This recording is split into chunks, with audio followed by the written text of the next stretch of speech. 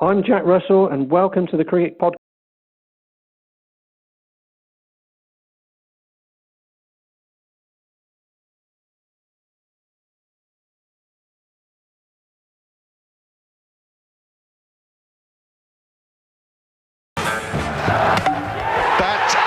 Very good. Hello and welcome to the Cricket Podcast with your usual hosts, Max, Jack and Ross, and a special guest in Jack Russell.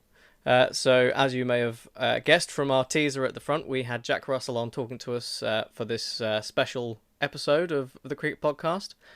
We got his thoughts on the hat, obviously, some of his best memories from his playing days, friends and rivalries that he sort of developed throughout those times, and obviously his art as well. But firstly, Ross, what did you make of him? I thought he was a really, really nice guy. Actually, I didn't really know what to expect, if I'm perfectly honest. He kind of has got a bit of a reputation, but actually, lovely, lovely guy. Was very, very willing to talk to us, and actually, I think some of the stuff he said was, one, insightful, but two, actually really funny. So some of the relationships that he's got in cricket are great. Loved the story. There's one around his relationship with Courtney Walsh, who he played with at Gloucestershire, which is definitely worth listening to, and it's really, really good fun. So, we really hope you enjoy the interview, and we shall be looking forward to all of your feedback. And thank you ever so much for all of you who contribute questions on Twitter. We asked as many as we could. We might just not have attributed them correctly because Jack's not very good at his job, is he? That's Jack Hope, not Jack Russell, just to clarify. Oh, yeah. I'd echo that, Ross. I think it was a real pleasure to talk to Jack Russell. He was excellent company, really funny, really amusing. It was, great. I thoroughly enjoyed our time speaking with him. So I'll stop boring you now and lead on to Jack Russell, who is the first in what we hope will be a series of these interviews with the Cricket Podcast. So we will leave you with that, and I hope you enjoy. Stumped Amy, great work, beautiful piece of work. That's what he was there for. Leg side stumping. That was all Jack Russell's look at that one. That was a fine piece of glove work. That really was fantastic work. He whipped the bars off in a flash. And as soon as they saw me, Jack Russell came bounding over. And I just made it into The popping crease. in time. So today we are delighted to welcome former England and Gloucestershire wicketkeeper Jack Russell to the podcast. One of the finest glovemen the game has seen, and a hugely popular cricketing figure, certainly based on what we've seen from our Twitter anyway. Firstly, Jack, thanks again for agreeing to speak to us. It's much appreciated. And also, importantly, congratulations on making it into our Hall of Fame ahead of Kumar Sangakkara and Adam Gilchrist. I'm sure that's a particular highlight for you from your cricketing history. But the first thing I would like to ask you is, do you still have the hat? Well, firstly, Max, I'm honoured to be in front of those two legends and exceptional players, and I'm honoured to be on your podcast. I'm looking forward to it. Your first question, I've still got the hat. Yeah, I've got to know where the hat is 24 hours a day, otherwise I have a panic attack. So I've got it hidden away in a safe place. But when I was playing, I never used to leave it at the ground. I used to take it back to the hotel with me and keep it with me overnight, also with my gloves. I used to have this brown bag, sort of the last 10, 15 years of my career, this brown bag with all my bits in it. So that used to go back to the hotel. And if we were if I was away with England on a plane, my gloves and my hat had to go in my hand luggage up in where we used to sit. It didn't go in the hold underneath. So I never used to let it out of my sight, which used to cause a bit of a stir because my gloves were quite old generally. I had two pairs over 20 years, so they used to smell a bit. So I used to get funny looks when I was sat on airplanes with various people. And none of my teammates really wanted to sit next to me. That sounds like a bonus, really, for a long distance flight to wherever you were playing. I was kind of picturing you actually sitting on the plane wearing the hat and the gloves.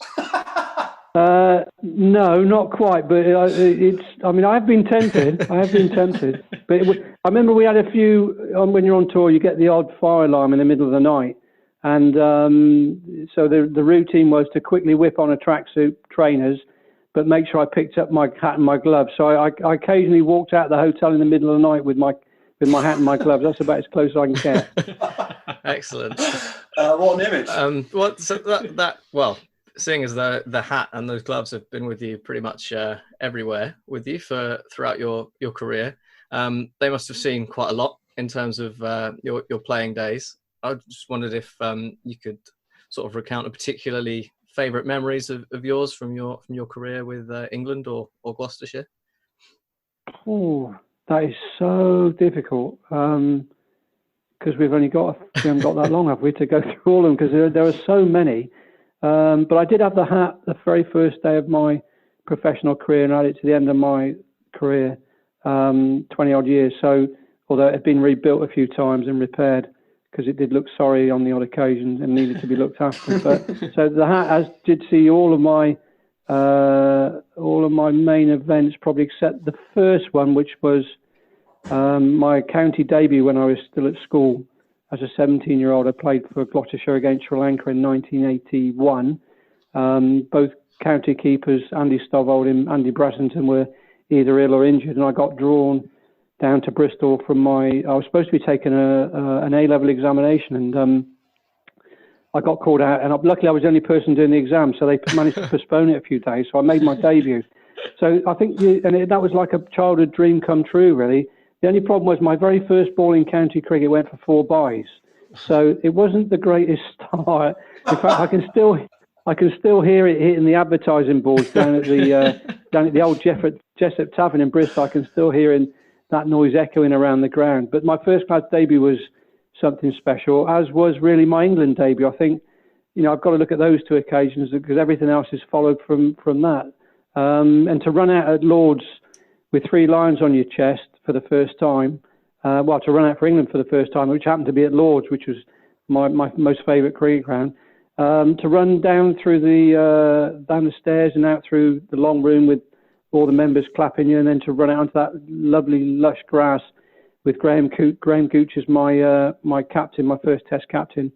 That was a special moment. So it's difficult to pick things out. Those are the 2 that spring to mind because they were like 2 boyhood dreams come true. So they're sort of like the start of all of it. But I mean, you guys know the stats and everything. There's been lots of ups and lots of downs along the way. You can ask me about a few downs if you like, but it's been it's difficult to pick many. I think that those 2 occasions were important to me. I think when you're playing against the Aussies, that's always something special. So I played in 2 Ashes series, which was great. And everyone says my 100 at Old Trafford in '89 was, a major moment. It was, but if I hadn't have got 64 not out at Lord's in the second Test, I might not have made it to the Old Trafford, because in those days, if you played a couple of bad games, basically that was the end of your career and you got dropped. So I got 64 not out at Lord's, which sort of saved my career, because if I had another bad game, not that I had a bad first game, but I didn't get any runs at Headingley in the first game.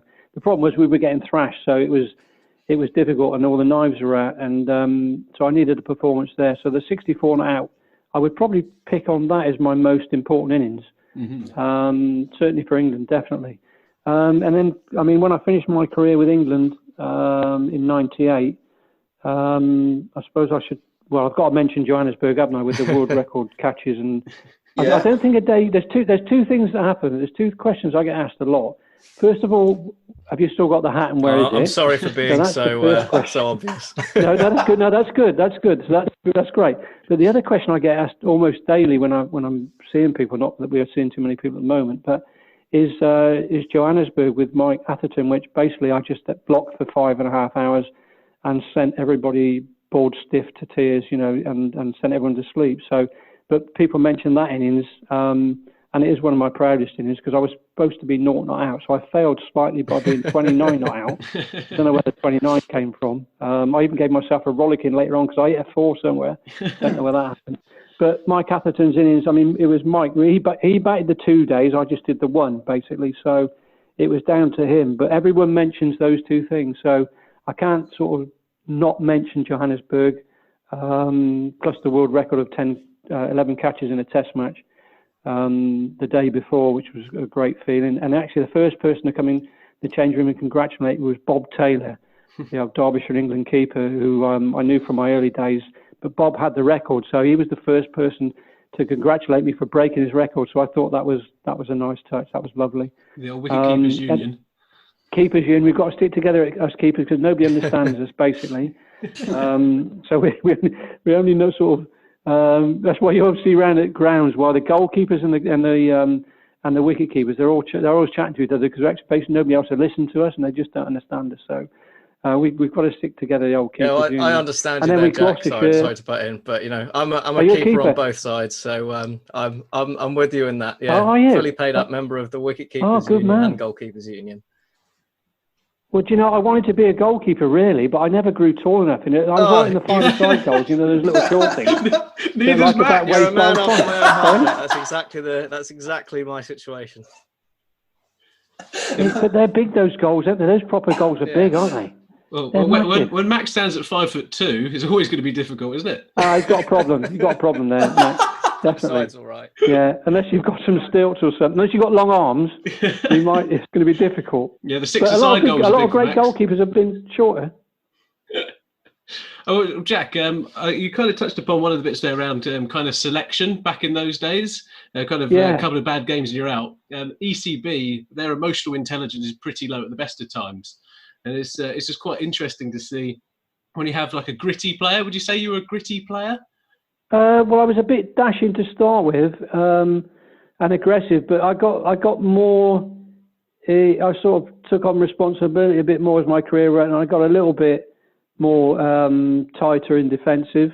Mm-hmm. But I'm gritty. I take that as a compliment because I didn't like giving my wicket away. Really, I always thought that if you could stay while you're out there, you've got a chance of scoring runs. So I sort of tended to err on the make sure I stayed in part of it, and then because I only had 2 or 3 shots really, so I just, as long as I stayed in, I know I could make a difference. So I sort of became that more of a player. But on the odd occasion when I thought the time needed it and you just had to go for it, I mean, especially in one-day cricket, and one-day cricket with Gloucester, it was you got to play your shots and you free up and you go for it. But I would say I didn't like giving my wicket away. Let's put it that way. Yeah, you weren't really like James Vince, who seems to enjoy doing that. Well, James is if he could just sort out just outside the off stump, then he'd be a top player because that kid can play. He's got a lot of ability. But our bowlers know that if they just bowl in a certain area for long enough, then he might edge off to the slips or the keeper. So, but that is a talented boy you're talking about. He's got a lot of talent, that kid. Absolutely. And you kind of talk around there and not wanting to give your wicket away. Was there any other motivation you had to kind of dig in? Was there anything that you were sitting there going, all right, was it anything like personal against other teams, so like Australia? Yeah, a lot. I didn't like the opposition for starters. I just didn't want them spoiling my day, and I didn't even want to talk to them before the start of play. What do I want to talk to the opposition bowlers for when what this guy over here wants to do is ruin my life, ruin my day, I didn't want to go home that evening having got a low score or something. So, yeah, and when I walked out to the wicket with Mike Atherton, the inspiration was Mike Atherton because I could see he was going to do it. And I looked into his eyes and you get your usual good luck, Jack, keep going, Athers, and that sort of thing. But I looked into his eyes. I knew he was going to do it. And, to be honest with you, I just didn't want to let him down. I just did not want to let him down. I thought, well, someone's got to pull their finger out here. And I'll try and stay with him as long as I could. So, and luckily got away with it and batted the rest of the day with him. But that was down to him, really. The inspiration was him. But I always enjoyed the battle with the opposition bowler. It's like sometimes like a game of chess. Mm-hmm. You've got to work out how he's trying to get you out. You've got to work out how you're going to stay in, where you're going to score. So I used to love the psychological part of it a lot. I did take it, the battles, the psychological battles between me and him and the remainder of the opposition. That was a big motivating factor for him. And the other thing, I'm a bit like Ian Botham, don't like losing. So that's a big part of it, the motivation of it, yeah. Yeah. Jack, it's Jack here. Hi, Jack. Yeah, you played in an era, and you sort of touched upon there, that was maybe slightly less gentlemanly than cricket is at the moment, particularly after the Bulls temporary scandal. One of the questions we would like to know the answer to is what's the best sledge you ever received, and what's the best sledge you ever gave? I'm not sure the best sledge I ever gave. I mean, I can't. I don't want to swear on your podcast, so I won't. Go ahead. Feel free to. I'll tell you what. The one that's come to mind, and it would seem to work, was during that innings of 64 now out at Lords in '89. I was just telling you about. Merv Hughes was giving it more lip than you could even imagine. He was just on all the time, big mouth, just shouting at you. Even at the non-strikers end, he was having a go at you, and he was just getting right on my nerves. I just about had enough, and I was just totally fed up with him. And Dickie Bird, who actually was at my end, we're talking at the pavilion end now, so you Merv from the pavilion end, bowling as quick as he can, trying to kill everybody, spouting off every delivery, going all down, like from 2 meters from the batsman, giving it everything he's got. And I was at the non-strikers end, and he had a go at me walking back, and I just turned around to him and said, Merv, why don't you just F off, mate? You're big and fat, and just go back there and have a bowl and get on with it, and I'll see what I can do my end. And I just sort of, and Dickie started panicking. Dickie, what's going on? And the arms started going, and he dropped his cap, his markers went on the floor, because I'd never sort of said anything like that in front of a gentleman like Dickie before. So Dickie started to panic a bit and thought there was going to be a fight. But to be honest with you, to Merv's credit, he never said a word to me the rest of the series. And I think they realised, because I got runs that day, I think they realised that actually having a go at me helped me and spurred me on, so it made me play better. Mm-hmm. What I didn't like when I walked to the wicket was total silence. That was more difficult, because you've got to, there's nobody to get you going, so you've got to get yourself going. The best sledge that ever came to me as a batsman, I think, was in county cricket when Robert Croft at Glamorgan and Matt Maynard were stood in the slips. And they actually said to me one day, and I'd just taken guard, I was just about to face the first ball, and they said, we know where you live. Now, for those guys who know that I'm quite a private, sort of reclusive type person, and before you ask the question, yes, I have had people blindfolded that I've taken to my house when I was playing, because they didn't want the pressure of knowing where I lived. So that is a true story, before you slip in and ask me that one. It's off the list. All it did, it just created panic. I dropped the bat. I was in a fluster.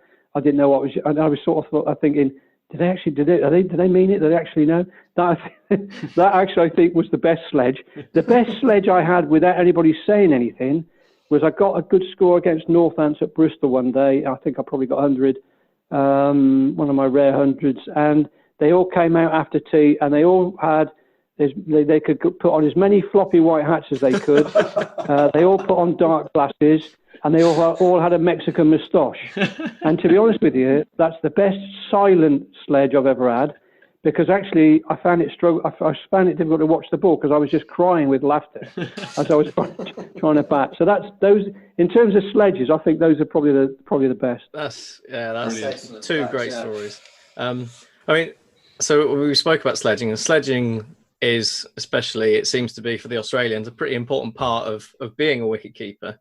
But I think another really important part that a lot of wicketkeepers mention is concentration, and I think there's probably a link there as well in terms of what you said about having the mental fortitude to put up with all the barracking that you got from Merv Hughes and others. And I just wondered what your thoughts are on how important and sort of ways that you can keep your concentration as a wicketkeeper during the game, because switching off and on is all well and good, but it's a long old day out there. Yeah, and switching on and off is the key bit, but switching back on and the intensity of how you switch back on is crucial, because to me there's two types of concentration. I'm concentrating. If I'm looking at you, I'm next to you, I'm concentrating on you. But then if I really give you a glare and like there's sort of an edge to it, there's like an intensity to it, and I think that's the critical. In sometimes we think we're concentrating when we're keeping wicket, or even in the field or batting, but we're actually not concentrating, or the intensity is not quite there. And the guys that keep wicket would know, who are listening, that you sometimes, instead of getting to a ball, you're like an inch short or 2 inches short, and itch on the finger and you don't catch it. That's the sort of intensity I'm talking about, sort of to make things go to a maximum and be at maximum readiness. That is an art skill, and it took me, I'll be honest with you, it took me about 2 years of regular county cricket when I was a youngster to learn how to do it. when I first got in the Gloucester team. So it just didn't come straight away. And over the years, it sort of developed, and you learn better how to switch on, switch off. And so everyone does it differently. The important thing, the other part of the important part of the concentration is the relaxation, which is a contradiction to being aggressive and like competitive and having an edge to your game, is making sure you relax sort of like from the elbows down. Otherwise, the keepers that are listening will know you get hard hands, your hands tense up, and we get a lot of moving balls in England that swing and dip around. The biggest problem the keepers have is the tension that comes in and the slight panic when that happens. So you've got to keep you need the aggression and the intensity to be fast, but you must have the relaxation below the elbows. And I've always told when I teach keepers, I always say, if you relax your thumbs, then your hands and your forearms will be relaxed. If you tense your thumbs up, you lads could do it now. You tense your thumbs up, your forearms become tight. Mm-hmm. So the relaxation is an important part of it. And the other biggest thing about concentration is nothing should surprise you. So if the ball spins through the gate for an off spinner, and it goes over middle and the guy's gone down the wicket and and it goes past you, that shouldn't surprise you. If the ball gets a nick and you've suddenly got to dive to the offside, it shouldn't surprise you. Nothing should surprise you. And as long as that's all part of the concentration and the awareness, making sure you know what might be happening. So that visual practice thing is sometimes playing things through your mind. I did visualization before anyone ever mentioned the word visualization. Nobody knew what it was. But I used to do it automatically because I used to do things like at the start of the innings, I would dive onto the bowler's just marking his run up, but I would do a dive on the offside. I'd move my feet and go and do a dive on the left side. And then I felt ready. I thought, right, if I've suddenly got to dive first ball wide to my right or to my left, I'm going to be ready to do it. And that's all part of the concentration. And we all do it differently. I think to sum it all up, in terms of the intensity, I should do it really. I always meant to do it. I never did it. But when the bowler's running in, the only thing in the world that matters at all, I mean, a nuclear bomb could go off. There could be a third world war. Anything could happen. I don't care. It's between me and the ball. So we're going back to that thing about contest. It was a contest between me and the ball. So and sometimes we think we're watching the ball and we're not quite watching it hard enough. So I'd look for the seam and look for marks on it, which way's the shine, etc. So my total focus, when you focus out, you're chatting about everything under the sun. You're having a drink tonight. You go, what we doing? Was about to eat? You go, how's the girlfriend and that sort of thing. And I used to, because I'm a painter, I used to just look at the clouds and look at the light and look at the grounds and think of other things like that. And then we'd have a joke and a laugh. Somebody would tell a joke. But switching back in, everything disappeared from that. And I should have done it, and I should do it really.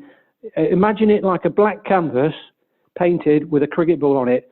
That when the bowler was running in, that was my world. That was it. I never thought about anything else. So that's the intensity bit of switching on and switching off. It's an art form. It is an art form. No, it definitely sounds like that, and it was quite interesting to play along with a couple of those exercises. I'd never really thought about relaxing my thumb before, but thumb's the key, yeah. Yeah. Do you still play now, Jack, at all? I don't play now because, firstly, my body doesn't like it anymore. When I finished playing first class cricket, I had a farewell testimonial game in 2004. That was the last time, and my back had gone then anyway. I'd still play now if I could. Even in my brain, I still love the game. I don't miss it because I'm just so busy doing other things. So it's not a major problem for me. But if I could play now, I would still play. But I don't get angry about that or frustrated about that. I've sort of mentally made a break from it. So that was the last time I ever put the gloves on and kept wicket in a game, was in 2004 at Cheltenham for my testimonial game. But since I did retire, I mean, I played quite a lot of charity games. I didn't play anything too serious. It was either Bunbury's or the Taverners, or the odd benefit game for people. No problem, have a little bat, squirt a couple of runs here and there, bowl right arm over, very low arm, just about legal, and just generally have a run around. But I've not kept wicket since. But the last 2 or 3 years, probably maybe longer. I always used to try and play one game a year, either for Bunbury's or Taverners. But I've got to say, in the last 3, 4, 5 years, I don't think I've played. I haven't played any because I've just been so busy painting. Well, definitely, if you played for our team, I Don't Like Cricket Club, that is definitely charity. as long as you're having a good time, that's the main thing. That's the whole point of it. Absolutely.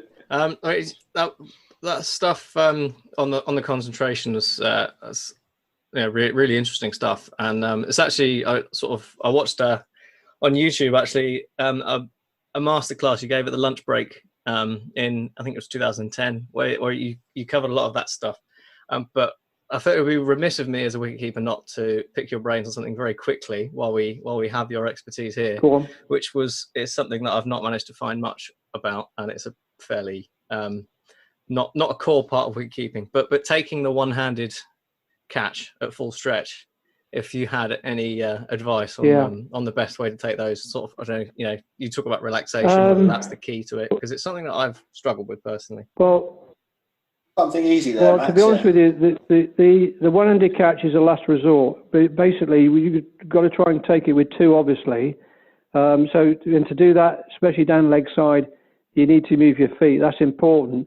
But if you're aggressive mentally and you're fired up enough, the feet will take care of themselves. Because Mark Nicholas once asked me on for something I did up at Trent Bridge once for Channel 4 a long time ago, and he said to me, he says your feet. I said no, it's my brain.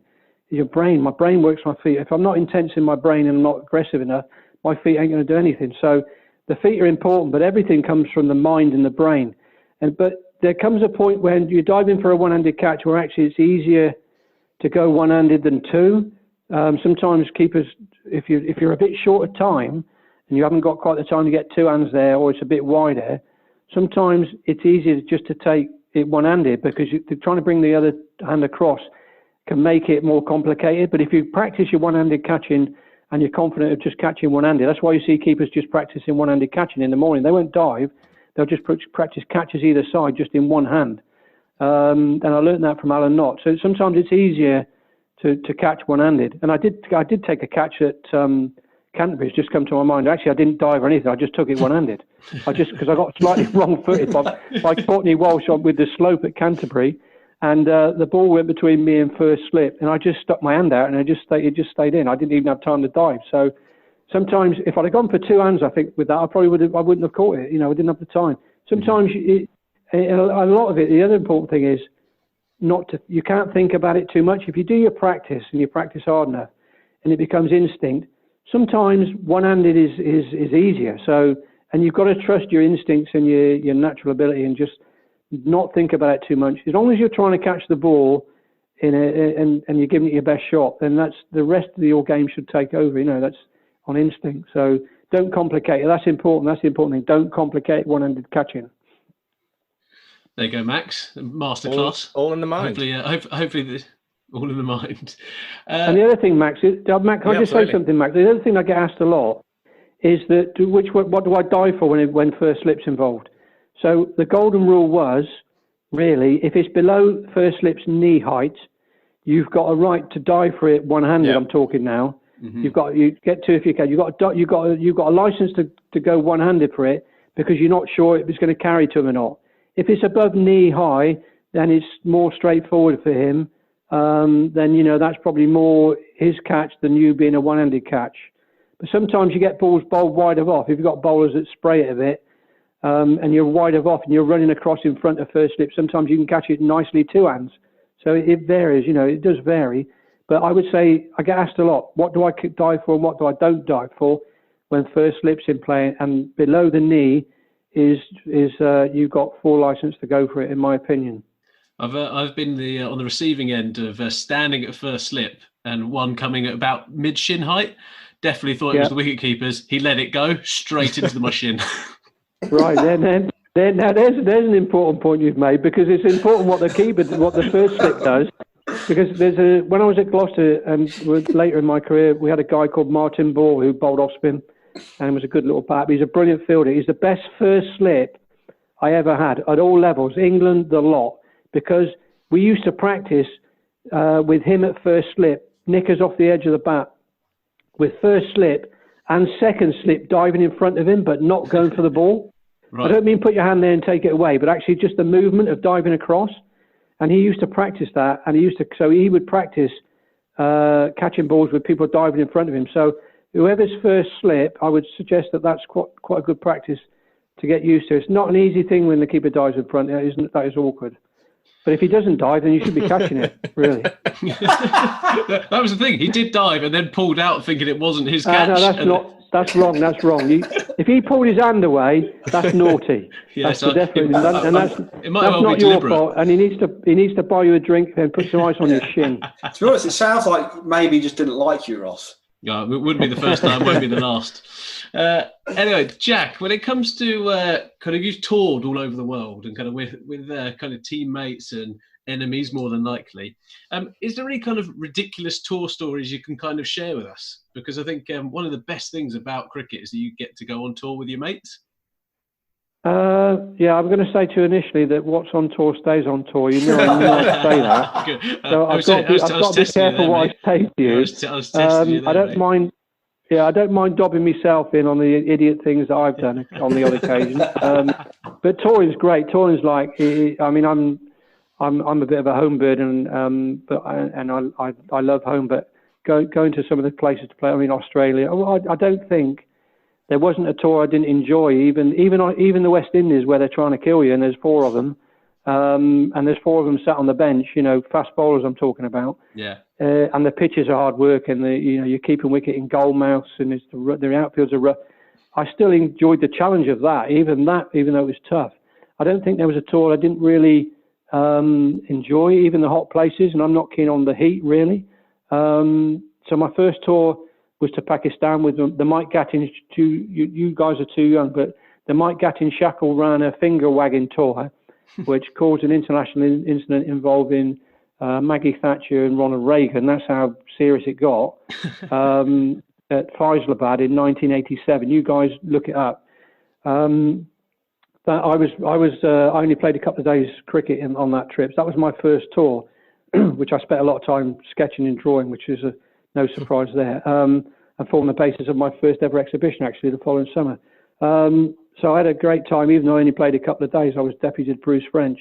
But I still learned a lot about the disciplines and being with England and being on tour. So, and I love that. I just love those parts of the country as well. That it's just fascinating. So it's a great experience. There's things you shouldn't do and there's things you should do. You've got to behave and that sort of thing.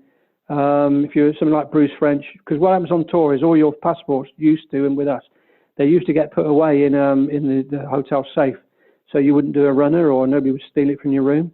But Bruce French, who's the England wicket-keeping coach, as most of you know, he's mad on mountaineering. And one day they were on an India trip, and he stole his passport out of the safe in India, and he went up to Nepal and climbed a couple of mountains when the management didn't know about it. So, but that's a typical wicket-keeper for you, isn't it? So things like that. I mean, we were talking about the hat earlier, and I've got to say I did lose a lot of it on the tour to West Indies.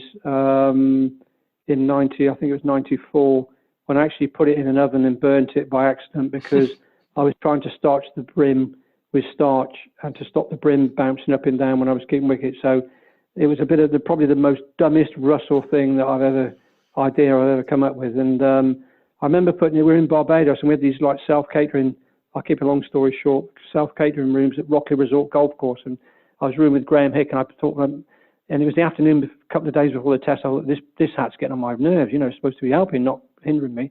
The brim was flopping up and down. So I starched the brim, thinking, because at home in the winter, the hat used to have to go in the airing cupboard after it had been repaired and washed by my wife and go over the biscuit jar, which had on top of it a tea cosy and a tea towel. That was the size of my head. Well, I didn't have an airing cupboard in the West Indies. So the best thing I could think of was the oven in the kitchen. So I put the oven on because I'm an expert cook. So I put it on maximum, which I didn't have a clue what I was doing, and went into the bedroom to repair my gloves and get ready for the test match with my other bits of kit.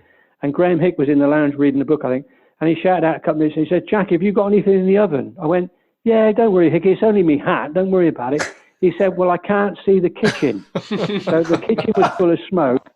Our lounge was full of smoke, so I dived into the smoke and burnt my fingers pulling it out of the oven, and it dropped on the floor. And once the smoke had cleared, basically it looked like a Christmas chocolate cake, something like it was just in a mess, and the top fell. It just virtually fell to bits.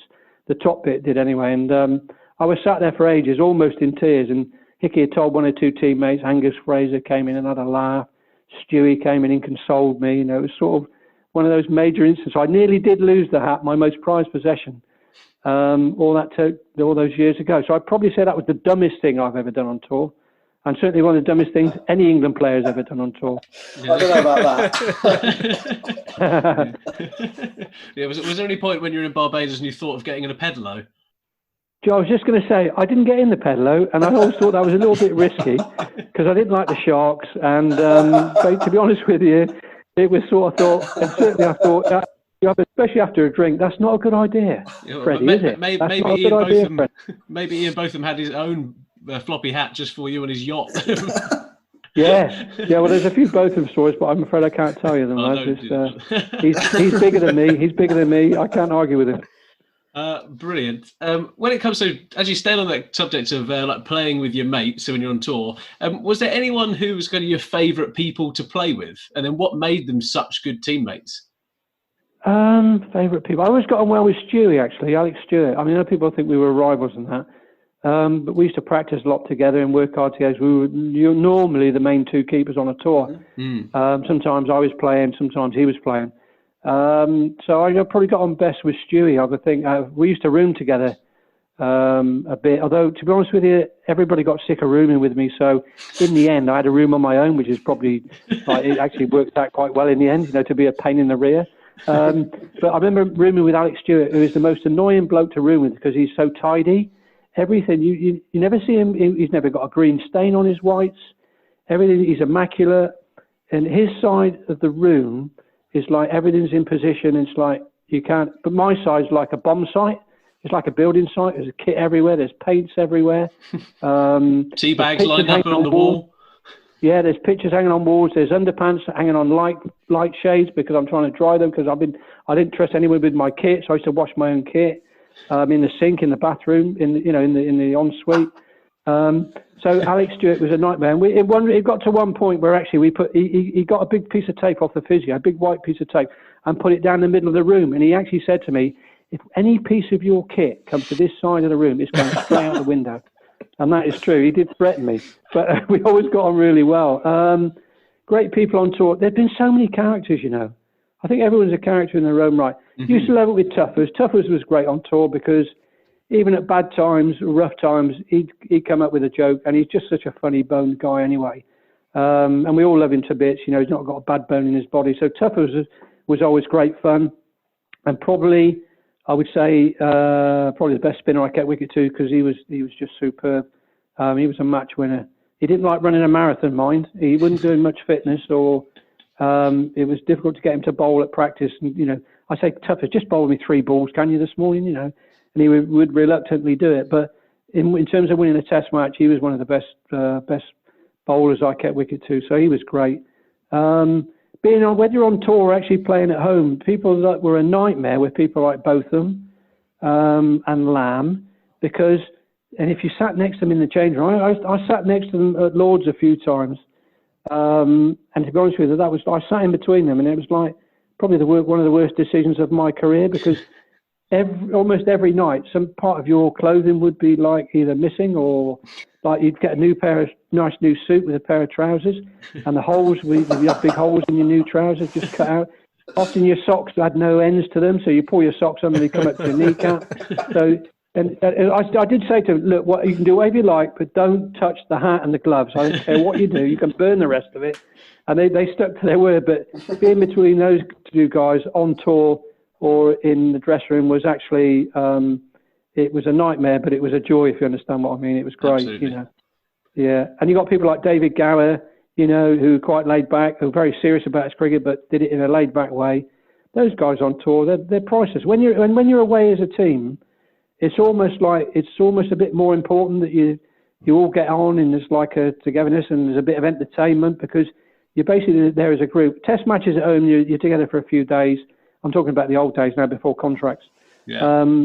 But it's sort of, you're together for a week and then you split up, go play for your county and come back. When you're on tour and you're in some, places that are not great. I mean, I remember my first tour to Pakistan. We stayed in one place called the Montgomery Biscuit Factory, which basically So it wasn't a hotel, right? It's the best place they could find. Sorry, well, it was. I wasn't even playing. I lived on cuppa soup for about 4 days. It was a nightmare. But at night, the mosquitoes were like big as we are. They were massive, the mosquitoes. So on an evening, and you had to put the there's a big fan in our room, French and I. It was like a helicopter fan. It was so big. It was like a whirring helicopter all night.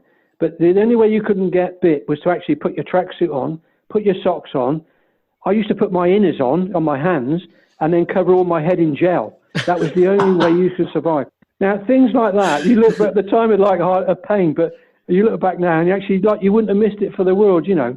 So things like that. So even people on tour that can be awkward or difficult, we all got on really well most of the time, and you wouldn't have missed their company for the world. There's been some great characters over the years. There's too many to mention. There's just too many to mention. No, I think there's some great stories there. And but on the flip side of that, was there any kind of rivalries that you developed in your career? So probably not in your own team, but kind of on the opposition side. Because I mean, cricket's one of those sports where you really have quite a few opportunities to get one over on them, don't you? Yeah, and I'll be honest with you. Probably the biggest rivalry was between Courtney Walsh and myself. And I'll tell you why. And I played cricket with him at Gloucestershire for donkey's years. And I got more catches off him at Gloucestershire than I think any other bowler. And he was with us for 15 years or so. Mm-hmm. One of the great overseas professionals of all time. Absolutely fantastic. He would do anything for you, do anything for his team. I remember at Leicester one day, he bowled 29 consecutive overs on the last day just to try and win the game for us. And he wasn't bowling slow, he was bowling quick all the time. Mm-hmm. Although he missed one over in the middle, actually, he had to change ends and go and bowl at the other end. That was something. That's the sort of guy in commitment Courtney was. And, we're still in touch with each other on a regular basis. And he's just an absolute gentleman, top man. But the problem was, every time we played the West Indies, and I had 3 tours to the West Indies, I think I played against the West Indies. Me and Peter Willey must have played against the West Indies more than any other cricketers in the last sort of 40 years or something, because I always seem to end up playing against the West, which I loved the challenge of it. I enjoyed it. But obviously Walshy was my big buddy and on the opposition. But so I think he used to give me more bruises than anyone because he didn't want everyone to think he was going easy on me. Do you know what I mean? I think that's basically what... I've still got the bruises. I could show you now. If I could show you, I will. I've still got the bruises on my ribs. And he hit me one day at... I think it was at Barbados, and little Gus Logie was at short leg. And I sort of buckled. I went, "Oh, no, Gus. Oh, he's hit me again, Gus." I went, "That's the last time he's coming round for dinner. He ain't coming round anymore, mate." That's it. And because when he was playing at Gloucester, my wife used to cook for him and look after him and do his washing for him. So, we used to look after him when he came over. And when we were over there, we used to go to his house and we used to go and have food with, we used to call her Mama Walsh, his mother, Mama Walsh. And I used to take one or two of my teammates with me. I remember Ramps came one night, Eddie Emmons came. With loads I used to go around. Every test match we were in Jamaica, go around at Walsh's house and used to have... But she was great to me because she knew I was a bit of a fussy eater. She used to do me like chips and baked beans, which I thought was she was so nice. That's true love, that is, isn't it? That is true love. I mean, I still quite like the rice and peas and all that stuff and Cajun chicken and all that. I used to love all that, but she used to spoil me with my chips and my beans, so it was great. But Jack, you wouldn't have had this before. It's chips and beans. No, sorry? You wouldn't have had this before. It's chips and beans. No, that's right. No, that's right. But the thing is, I think that was probably the biggest rivalry because everyone knew we were mates. Does that make sense? I know it sounds a bit of an odd thing, but that's what happened. I mean, all the opposition bowlers used to try and kill me because I used to annoy them. I mean, I used to annoy myself. That was bad enough. And I was batting, or keeping. So it's sort of, I was used to that. And that was just part of the territory. So I enjoyed that. But I think Walshy and I were probably, even though we're best mates, probably the rivalry was quite extra. Yeah, absolutely love that. Thanks, Jack. Jack, I've got a question about. It's Jack again, by the way. Hi, Jack. About the 90s. So we sort of look back on cricket now. We all three of us, we grew up in the 90s. So I remember watching Graham Thorpe, and he was my childhood hero. Brilliant player. But what I sort of wonder about it, on reflection, is was it always enjoyable? It seemed like the selection policy was quite iffy. We've talked about Courtney Walsh, but it seems like beyond that, some of you were facing some of the best bowlers in the history of the game. I kind of wonder, would it actually have been fun to be an England cricketer in the 90s? What would you say? Well, maybe fun is not the right word. It's not fun when they're trying to kill you. They're not trying to kill you literally. They're just aggressive with you. I think I used to enjoy that challenge. I mean, the thing about playing the West Indies, I'll go quickly about the West Indies. The thing about batting against them was you knew the ball was basically going to be short, so you knew what was coming. That's why people like Alan Lamb scored 300 one season against them. I think almost in a row because that suited his game. So you were cutting or you were pulling. If you weren't good enough to pull, you were just cutting. Well, basically, if you were like me, a lot of the time you're just leaving and ducking and weaving, and just digging in. So that sort of thing. That in a way, it was fun might not be the right word. The challenge of it was enjoyable, and I look forward to it. And it was a proper challenge. You know, you're playing against the quickest bowlers on the planet, and people like Wasim Akram and Waqar Younis for Pakistan. They were two of the same as well. So that's not easy, but it's a challenge, and you sort of look forward to that. I think the interesting thing about, I can see your point about, was it enjoyable because of the selection? And the problem with selection, a lot of the time, that first series 89 against the Aussies, we must have used about 30 odd players. It was like every test match was a different team.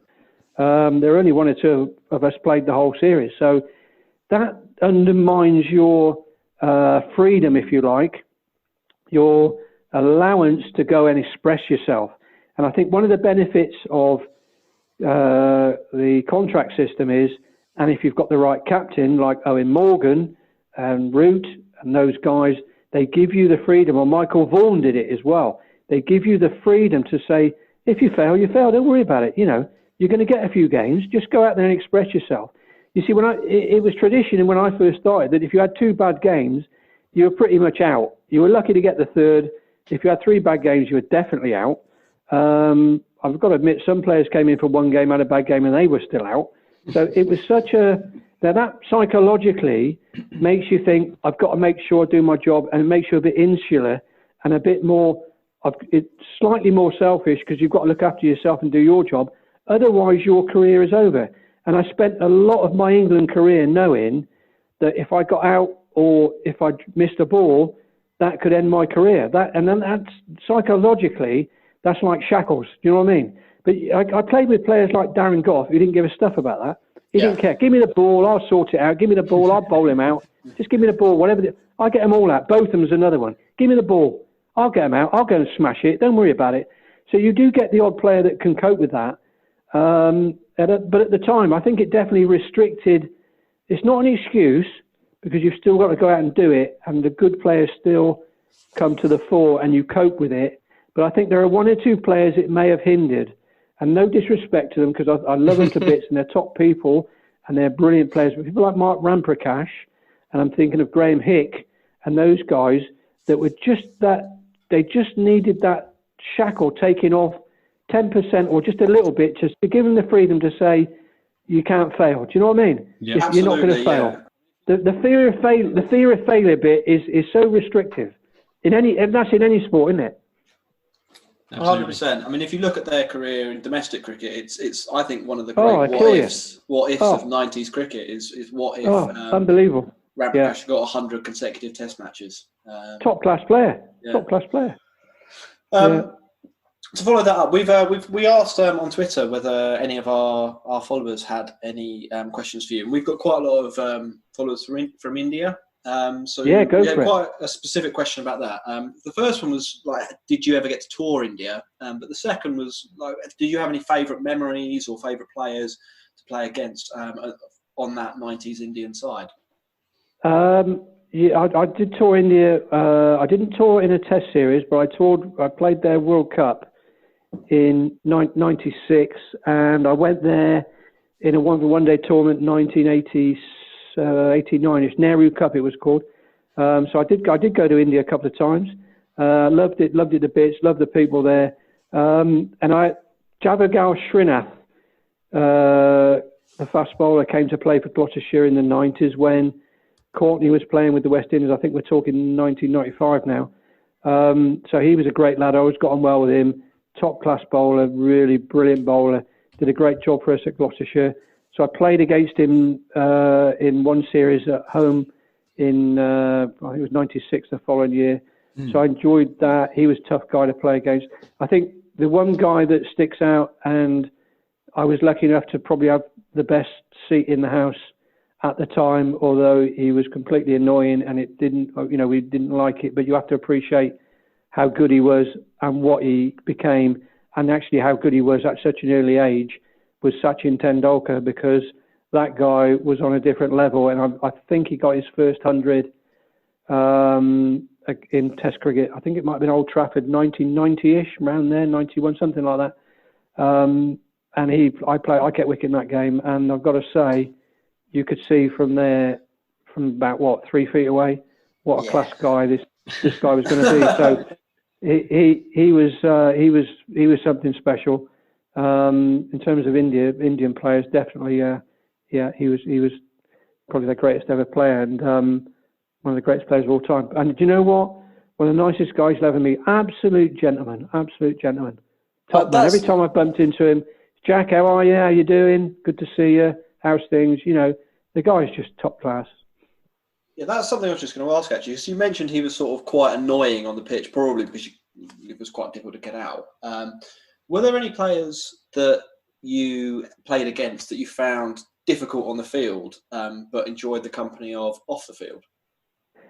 Well, all the opposition are difficult, but so that's it. I mean, when I say he was a pain, what I mean was he was so good. He's like Brian Lara. Yeah.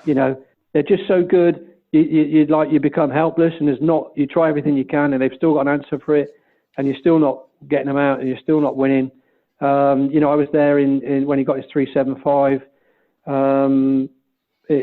So you just know, and I played against him actually the tour before 1990, when we played up at it was in Trinidad, and it was a local game, President's 11 or something, and he played in that in 1990, and everyone was saying, look out for this kid, and you could see then, I mean, he would have been just a little teenager then, he looked something special. So to be honest with you, I can't think of anyone, and I think in terms of cricket, I think we're I'm not saying we're unique, but there's something special about cricket that pretty much everyone gets on with everyone. I don't think there's there's rivalry on the pitch, and you're at each other's throats, and it's difficult. People can be a pain, and they're annoying you, but they're getting, that's their job. That was like my job. I used to love annoying people, because if I was annoying them, then I was being a pain in the backside. Yeah. Now that was music to my ears. So I don't think there was anyone I actually thought I actually hated. I can't think of anyone. Nobody comes to mind. And the other thing is, sorry, I was going to say that's either a beautiful answer or a very diplomatic answer. No, that is a fact. That is honestly true. There's nobody. I don't hate anybody in general, but I just don't. I can't think of anyone that I wouldn't say hello to, how you doing, or something. In cricket, we generally get on well with a lot. I mean, you're all right. You're having words with people on the field occasionally, and things can get a bit heated. But you might have a beer, or you speak to them when things have calmed down, and if you at the end of the game you shake hands. I don't think there's any animosity deep down. Or you just respect that. Everyone's respect that they're trying to outdo each other. It's great.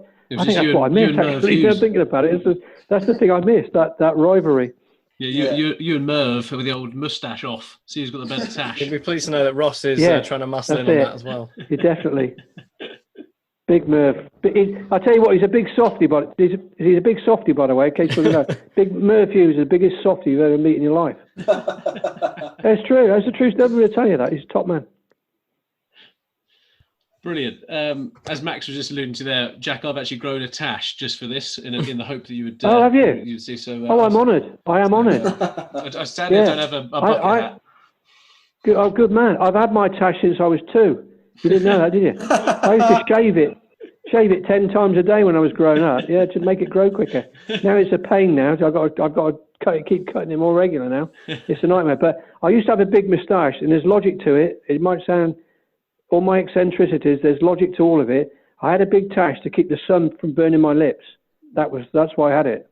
Nice. Well, it's not really the time, is it? To attract the ladies, but it doesn't seem to be working. So, well, that never worked for me, so I can't go there. That never worked for me, except with my wife.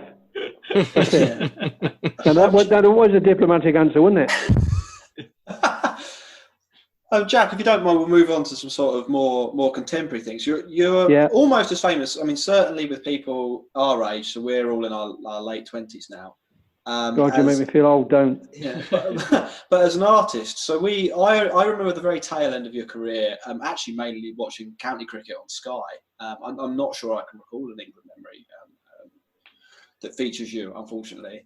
But I am interested in your art, and I would be interested in knowing sort of what inspired you to take it up. And was it something you did throughout your career? Well, the funny thing was, I mentioned that Pakistan trip in '87 was quite important. That summer in '87, it was a bad summer for weather, and I got bored of sitting in the pavilion, just watching the rainfall. And the fact that I'd lost all my money at cards in the dressing room had nothing to do with it.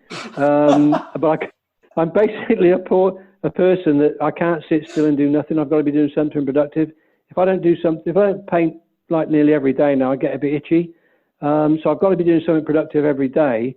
And I just got fed up, and I just thought, well, if Rembrandt can do it, why can't I? That was my attitude. So I thought, right. And everyone was saying, right, if you want to be a painter, you've got to learn to draw. So I stormed out the changing room at Worcester one day where, sadly, you know what Worcester's like, 2 drops of rain, the ground's flooded. We didn't play for a few days, and I went into town and started sketching, very tentatively and shyly to start with. And it sort of grew from there. So it really started out of boredom, but that winter was great. It helped because I was away on tour, so I could do the sketching in between carrying people's drinks. And it just developed from there. And that winter, I took the sketches I'd done the previous summer into a gallery in Bristol, and the guy knew I'd just been picked. He recognised me from my first England trip. He said, go to Pakistan, come back, we'll have an exhibition next summer. So in 1988, in Bristol, I had my first ever exhibition of 40 sketches, and they sold out in 2 days, which was like unbelievable. I wasn't expecting that at all. Right, so what kind of price are we talking here, Jack? Because it's one of those things. If they're all 50p, it's not that impressive, is it? Well, the highest price was £200, which at the time was not bad. Yeah.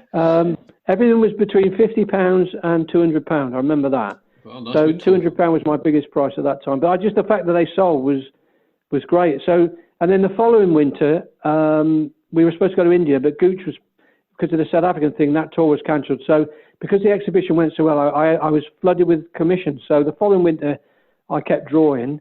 And then after that, I thought, well, it's the painting I really want to get into. So I started to teach myself to paint, pig-headedly on the pretense that if Rembrandt can do it, why can't I? Not that I'll ever be at his level, but it all came from that, really. And I just thought, I just teach myself to do it. And a lot of the times, it is a bit of a lesson for people. A lot of the times I was going to give up. It was like I just couldn't. But 9 out of 10 canvases would go in the bin.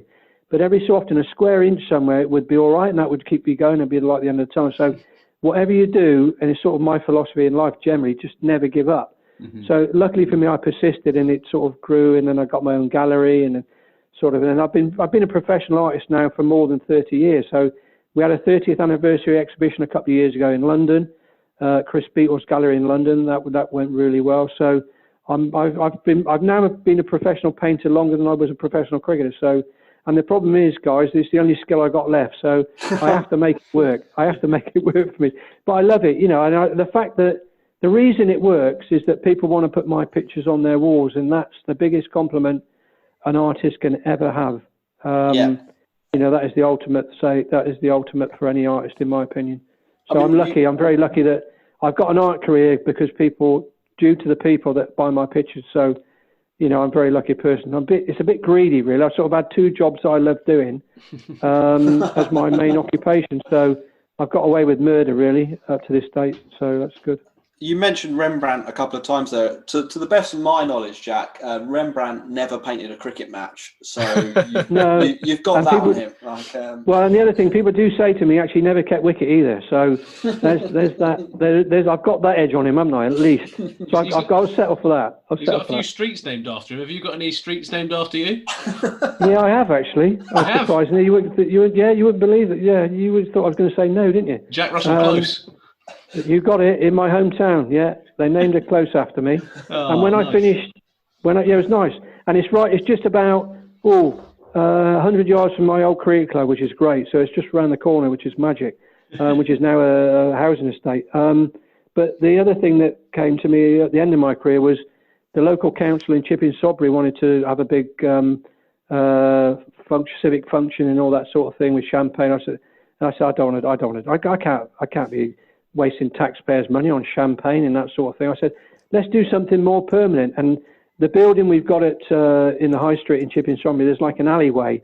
We own this big driveway down the side of the building, and where all our offices are, the people we rent out to people. And so that was at the back of the gallery, and we named that Russell Mews. So those are the two things that have been named after me. So I'm honoured that that's happened. Yeah, you don't expect that when you're growing up as a grubby-haired little school kid, do you? So I can't complain. We've covered to some extent there. We had a couple of questions actually from our Twitter followers again. The first of which was, if you could paint any cricketer, who would you like to paint? Dead or alive? Either. We'll take either. Yeah. I'll give you both then. All right. I'll tell you what I'd love to. I'm a bit greedy here. You should know me by now, lads. I just don't. It's not. I got to have my cake and eat it. I'd love to have painted W.G. Grace, and I'd love to have painted a guy I did meet, but I never had a chance to paint him. I did draw a sketch of him, which is the reason I met him. But that was after I did the sketch, and that was Sir Donald Bradman, who was the most. I had 15 minutes with him on my own in Adelaide once, which was the same day, the very first time I'd ever got dropped from a cricket match. I managed to have 15 minutes with Sir Don because I did a sketch of him, and he agreed to sign some prints for me, so I sent them over and he sent them back, which he didn't have to do, but he signed 250 prints. I mean, it's like amazing. And we paid him, but he gave all the money to charity. That's the sort of guy he was. I had 15 minutes with him, so me being dropped, every cloud's got a silver lining. So the most amazing 15 minutes, him and I in a dark room, just chatting about cricket, because I wanted to say thank you to him. The problem with that was all the lads knew I was going to go and see him, so they gave me a trolley load of kit for him to sign, bits and bobs, which I apologise for, but he's happy to sign it. So that was great. So I would love to have painted Bradman back in the 30s, probably when he was playing. That would have been great. This day and age, I would like to paint. In terms of cricketers, I would actually like to paint Owen Morgan holding the World Cup. I think that would be nice. I haven't actually had time to even think about it or approach anyone to do that. But if I could, while we're still holders of the trophy, because I was there on that day, and I am in fact actually painting a picture of the match. I had a seat up in the mound stand, so I'm actually painting my view at the moment we won where Josh Butler took the bells off. I was sat up how I got into the ground is a miracle, but I got in. Cost me an arm and 6 legs for the ticket, but I got in. They made you pay? No, they couldn't get a ticket. It was ICC, you see. They don't give you anything. You got no chance. Oh, I see. Yeah. If it's a county running it, that's great. That's fine. You get in. But for test matches, that's fine. But not the ICC. And to cut a long story short, my old car sponsor got me in. He's got debentures and that, and he managed to get a ticket. So nice. I'm in the middle of actually painting that game at the moment. So because I've been painting the Ashes, which is the reason I'm only painting the World Cup now, because I painted the Ashes series from last year, and I'm only just finishing that. In fact, I'm just putting the finishing touches to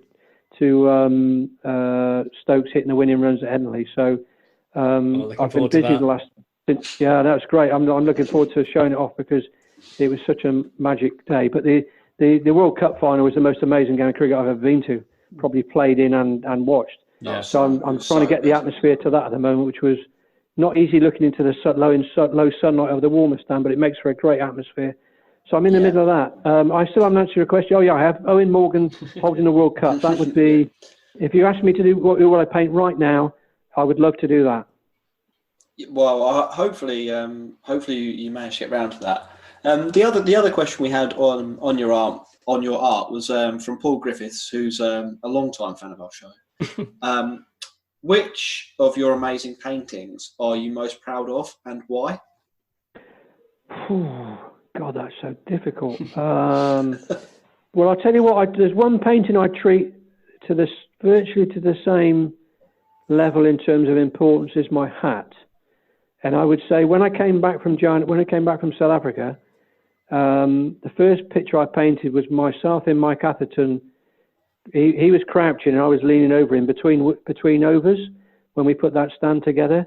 Sounds romantic. It's called The Last Stand, and I think that's probably the most important. I've still got that. That's not for sale. That probably never be for sale. So that's one of my most prized, and it's only very small. It's like 8 inches by 6. It's not a big picture, but in terms of my pictures, it's one of the most important. One of the early important ones was when we won in Jamaica in 1990, and my first colour print was called Moment of Victory. It was when we beat West Indies in the first test, which we were supposed to be losing the series 5-0, and we won the first test, and we actually should have drawn, if not won, that series.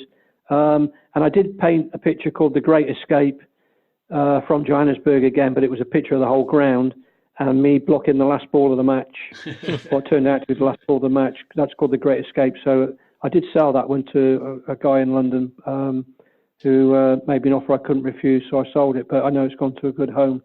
So those are 2 important pictures, but there have been quite a few. I'm sort of lucky enough that I've actually, a lot of the pictures I paint are the games I've played in. So it's sort of like it gives you a bit of an extra dimension in terms of knowledge of what's happened in the atmosphere and who moves like what, and because everybody's got their different movements, so you got to get the fields right.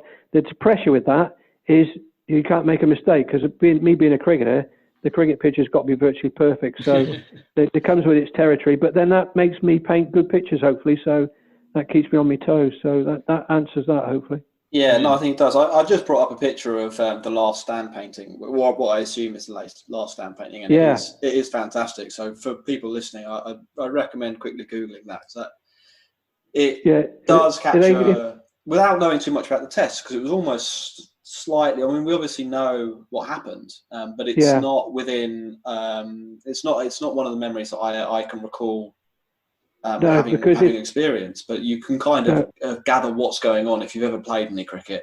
Certainly. Yeah, it's that moment between overs when it's just you and the batter and nobody else knows what you're talking about, and it's like this very personal. So there's a lot of emotion in that picture, a lot of emotion.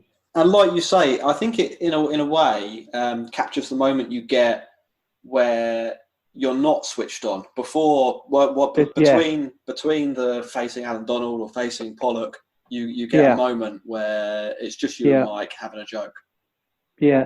The other similar picture, actually, probably my biggest seller in terms of limited edition prints, is called The Spirit of the Game, and that was Brett Lee being consoled by Freddie Flintoff after that amazing win at Edgbaston in 2005. That resonates with people a lot, and I titled it The Spirit of the Game as well. That's such a momentous moment in sporting history, not just cricket. To capture that is great, and it's a similar sort of pose, sort of position of the design to the picture as that. So it's interesting that those types of pictures, the emotion of it affects people a lot, and they enjoy having that on their walls, which is great. Yeah, no, definitely. Thank you very much for those, Jack. And thanks to Ruth and Paul for their questions. Max, we've got some more questions from Twitter, and I was hoping you could kind of talk us through a couple. So we had some of those art-based questions from Twitter, and we've got some less art-based ones that we'd like to ask you, if that's all right. Go for it. So firstly, we've got all of the people at Froster CC. Is that right, Froster? Yeah, Froster Cricket Club, I know it well. Yeah, sending their love. They've said, good. Local legend, he did a wonderful painting of our ground a couple of years back.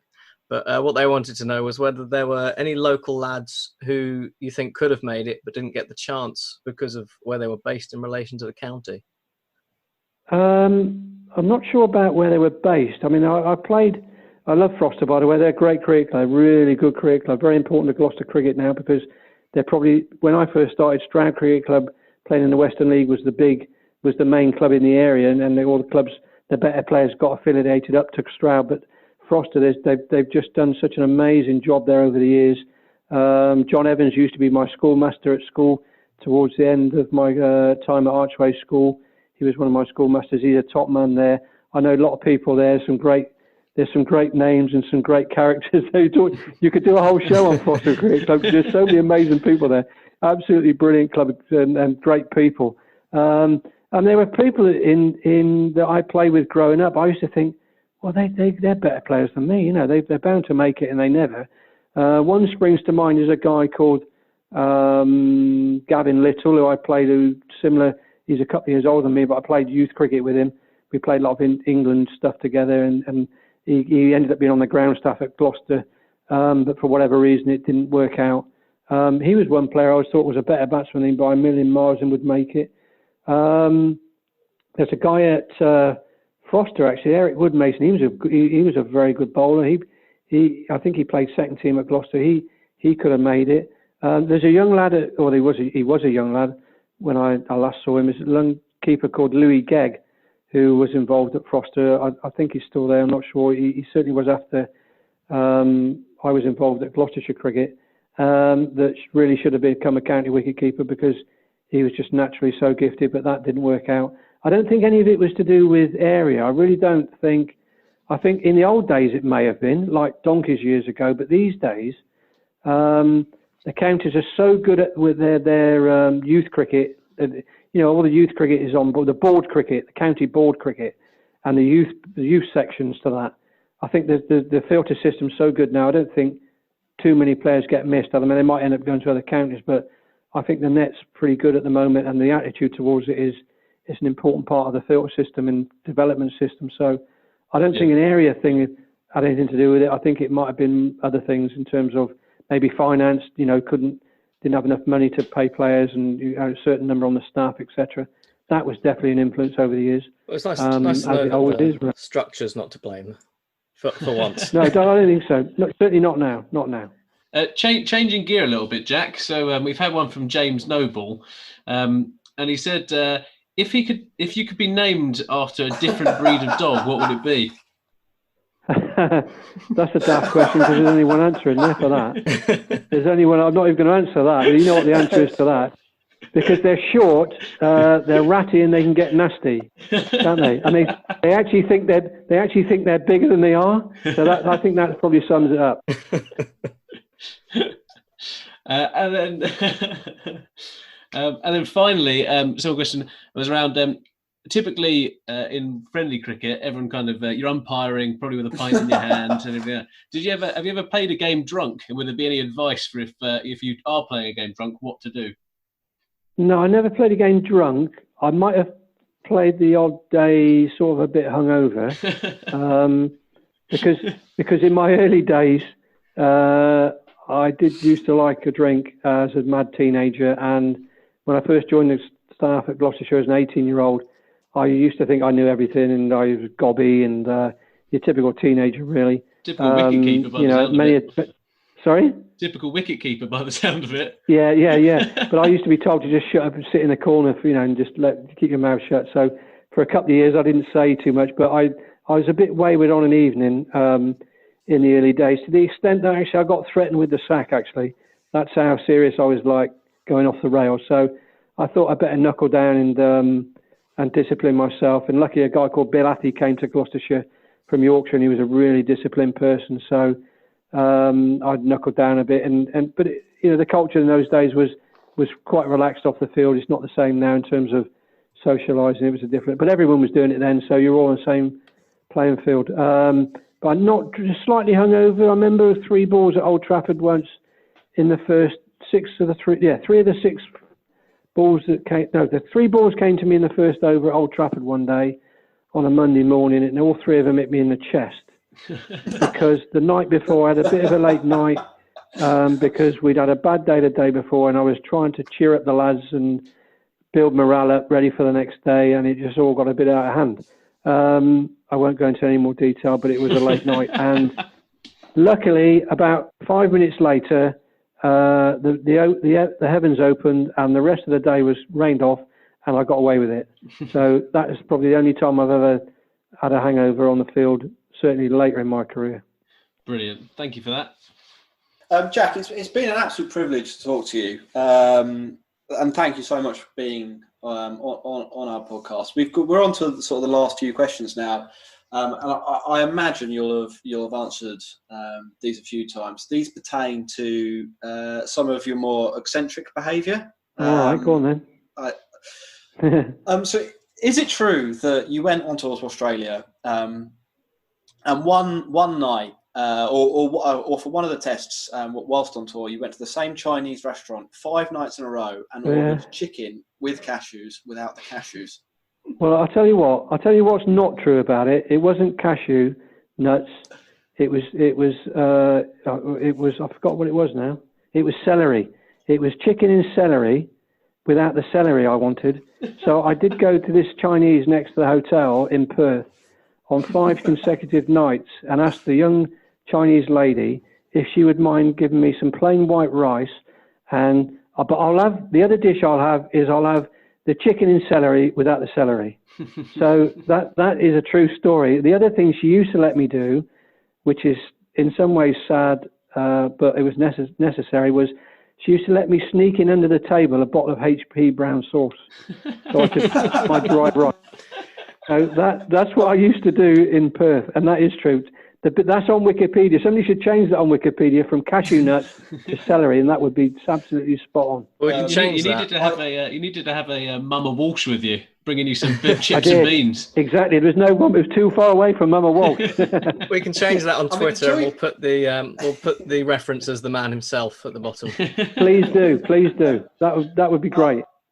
Until you mentioned the HP sauce there, I thought that was actually like that's what cricketers eat now. It's like rice and plain chicken. You get your protein and your carbs. We were ahead of our time, you see, weren't we? Secondly, then, one of our listeners was interested in this. I'm not sure why exactly they were interested in this. But apparently you used to drive from game to game on the county circuit in a sleeping bag that you'd modified by cutting the bottom off to keep your lower back warm. Is that true, and did it work? Well, it's almost true. What it was one of my kids' what do you call it, duvet. So we're talking like cot size now, so I'm not talking a big duvet. But I used to wrap it around my hips because cars were so drafty. You know, you'd field all day, you get in the car, you quick shower, get in the car, zoom off home 300 miles. And by the time you got home, you couldn't get out of the car. So I used to, I didn't like drafts. So I used to use it to protect my back and my hip and my lower back. So that is actually true. I'm a little bit concerned you're calling them eccentric, which I would deny, because to me, all these things you're chatting about, to me, feel like necessities. But I suppose it's a bit like the drunkard saying, I don't need to go to the AA. Do you know what I mean? It's like, I haven't got a drink problem. So if you want to call them eccentric, that's fine. But to me, I know all these questions that people do ask me, I just think they're normal. So maybe, I was just going to say, I mean, like both of those things sound almost ahead of their time in that they're basically leading to performance increases, aren't they? I mean, if you think about how teams plan everything to the nth degree now, I mean, having transport that keeps you warm and eating food that is going to be nourishing. Nothing wrong with that. I see it as quite logical, but I mean, it's sort of, I mean, okay, my first trip to Pakistan, I'd never been to a hot place before in my life. So what I did, we were just told to turn up at the airport with your passport and your kit. There was no pre-tour train or anything. I went into a sauna in Bristol with all my kit on and just used to play shots with my helmet and my pads, because I thought that would acclimatise me for going to Pakistan. So I don't see that as eccentric. I just see that as like logical. But again, these days, football teams, they'll do warm weather training and during the winter breaks and things. And so I think once again, we're just seeing an example of ahead of its time. Yeah. Ahead of its time, lads. Yeah, well, I'll make sure if I'm ever going to be on the county circuit in April, I'll wear all my stuff and practice in the bath. And I'm sure that's You've got to do that. You must do that. Stay warm. Well, Jack, it's been an absolute pleasure having you on the show. So thank you very, very much. I think that's all we've got, out of all the questions, unless Max and Jack, you got anything else? We've got a couple more, which were, previously we would have said were about the eccentricities, but now I think we're pivoting that belief to more of logic and ahead of its time. Preparation. Thinking and preparation, yeah. So we've heard that you gave away an old pair of gloves to a fan, got some new gloves which you didn't like, and then managed to track down the old ones. So how did you manage that? Well, when I went to New Zealand when I was a teenager in the winters to learn my game, so to speak. And in 1985, I joined Mitre Sports with Bob Taylor, who was one of my heroes, and Bob was running the sports side of it. And he gave me 3 pairs of gloves. One pair I gave to an ex-keeper that I never ever saw again. I had 1 pair for myself, and I gave 1 pair to a young lad called Jason Mills, who played for Auckland, played first-class cricket in New Zealand, easily the best wicketkeeper in England, in New Zealand for a while. Should have played Test cricket for them. In fact, I played against him. He got for a President's team back when I went back there in 97-ish, 96, 97. And that's when I picked the gloves back off him that I'd left with him when he was a kid of about 12, like 15 years before. Because I always stayed in touch with him in the family. And because he played at the cricket club that I played, and I coached him a bit while I was there.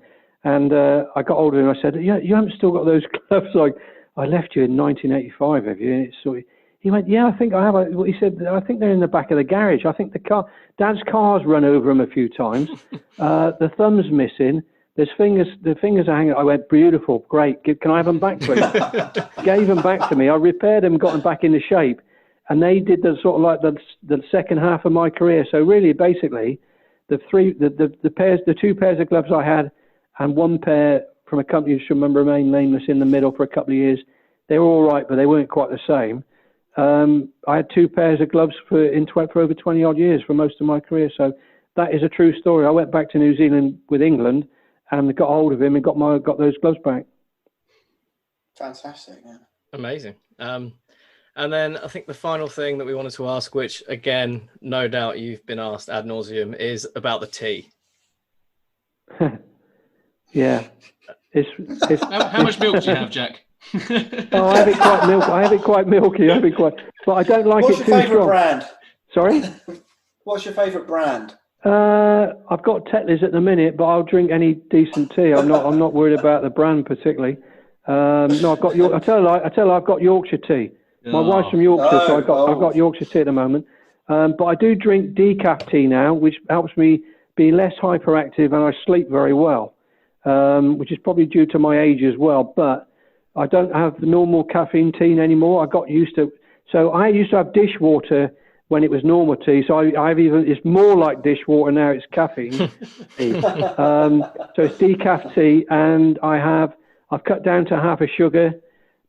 In terms of numbers of cups, I like to have one when I'm painting, which means sometimes I put the paint into the tea, thinking it's dirt, I'm cleaning my brush. I've ruined many a decent cup of tea while I've been painting, but I am a sort of a bit of an addict with it, and that is my comfort blanket. The only downside is I do like a biscuit with the tea, so I do eat a lot of biscuits. So good man. tea and biscuits on I could live off tea and biscuits, no problem. Do you have a choice and biscuit? That and baked beans, of course. Sorry? Do you have a choice biscuit to go with the tea? I used to eat chocolate biscuits a lot, like McVitie's chocolate, dark or plain. Dark or milk. I didn't mind plain, but I sort of stopped eating. I sort of fell out. I think I was eating chocolate from the age of about 2 months old. So I've always had chocolate in my life. I stopped eating it a few years ago. So I rarely have chocolate. I just have a normal digestive now, something like that. But I just got something to dunk. It's all about dunking. Yeah, it's all about dunking biscuits. That's what it is. Anything dunkable. That's the. Anything dunkable. Correct. Brilliant. What a way to leave it, Jack. It's been an absolute pleasure to have you on the show. Well, it's been Hopefully good. We'll be able to have you back again at some point. But, yeah, sure. I mean, it's been good to talk to you, lads. I've enjoyed it. It's been fantastic. And if there's loads more questions coming sometime, we can do another one. It's not a problem. I mean, it's been great fun. Excellent. Thank you very much, Jack. Pleasure.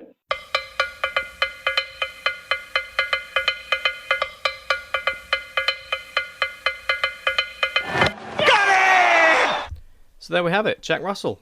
I hope you enjoyed listening to that as much as we enjoyed talking to him. As we said, it was an absolute pleasure to have him on. Really insightful, really funny, and hopefully we can get him back in the future. But until then, it's goodbye from the Cricket Podcast, and it's goodbye from Jack Russell. Cheers, bye. The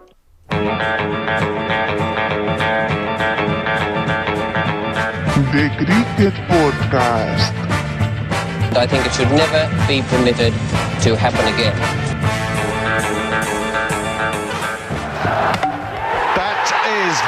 very good.